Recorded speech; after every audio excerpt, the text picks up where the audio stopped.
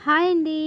రంజాన్ నెలంతా జరుగుతుంది కదా! నేనైతే రంజాన్ నెల వచ్చిన తర్వాత ఒకరోజైతే స్వీట్ చేసిద్దామనుకున్నా మా ఇంటి దగ్గర ఉన్న ముస్లిమ్స్ వాళ్ళందరికీ.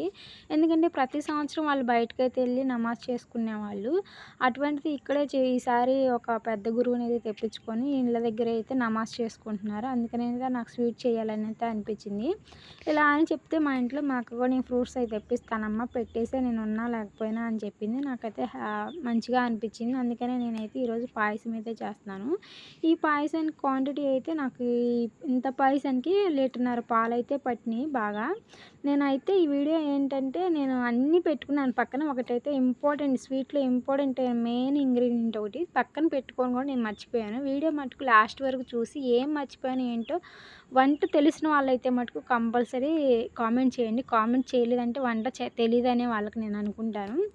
అంటే అంత ఇంపార్టెంట్ విషయం నేను మర్చిపోయాను.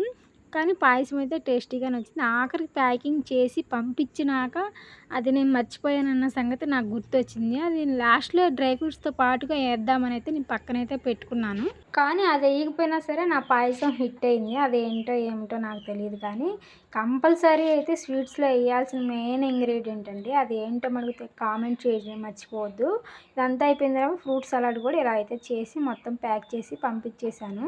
మీకెలా అనిపించిందో ఏంటో కామెంట్ చేసేయండి. బాయ్.